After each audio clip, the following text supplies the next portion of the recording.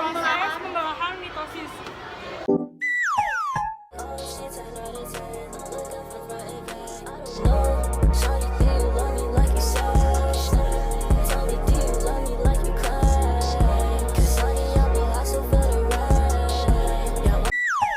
Pembelahan mitosis merupakan tipe pembelahan sel yang menghasilkan dua sel anakan yang mempunyai karakter identik secara genetik dengan sel induk.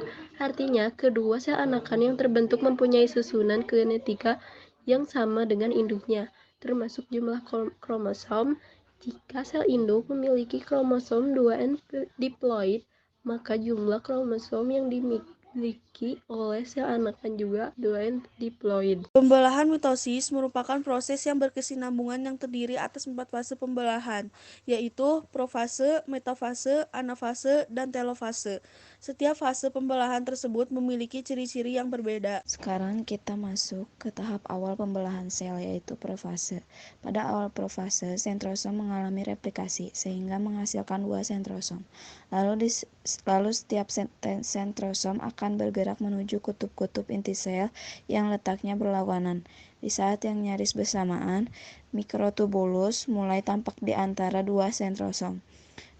Mikrotubulus ini adalah serat protein panjang yang memanjang dari sentriol menuju ke segala arah. Semakin lama, mikrotubulus akan membentuk serupa gulungan benang yang dapat kita sebut dengan benang-benang spindel.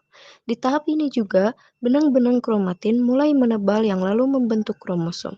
Nah, kromosom ini memiliki 2 kromatid identik yang terikat pada sentromer atau kepala kromosom. Setiap 2 sentromer itu mempunyai 2 kinetokor yang merupakan formasi protein dan pada akhirnya menjadi tempat melekatnya benang-benang spindel. Di akhir tahap profase, nukleus dan membran inti sel mulai lenyap. Selain itu, sentrosom sudah tiba di kutubnya masing-masing. Kesimpulannya pada fase ini adalah 1. Kromosom sudah mengganda alias sudah jadi 2, lalu kemudian memadat. Yang kedua, membran inti mulai rusak menjadi bagian-bagian kecil atau fragmen. Pada tahap ini, nukleus dan membran inti sel menjadi tidak terlihat. Masing-masing kinetokor pada sentromer dihubungkan ke satu sentrosom oleh benang-benang spindel.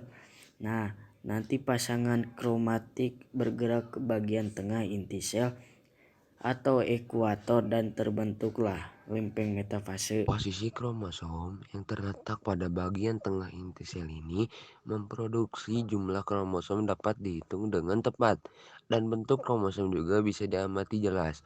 Pada fase ini, kromosom berjajar pada bidang pembelahan. Anafase. Pada tahap anafase, pemisahan kromatid menandai fase ini, mulai dari bagian sentromer yang kemudian membentuk kromosom baru. Masing-masing kromosom ditarik oleh benang-benang spindel bergerak menuju kutub yang berbeda arah. Jumlah kromosom yang menuju ke kutub yang satu akan sama persis dengan jumlah kromosom yang menuju ke kutub yang lain.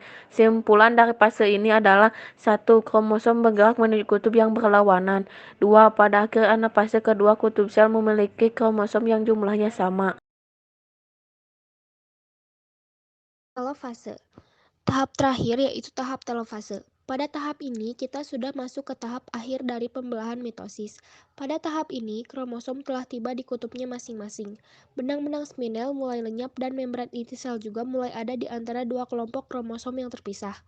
Pada tahap akhir ini, umumnya selalu diikuti dengan pembelahan sitoplasma yang disebut dengan sitokinesis. Dikasih info, Mas Le.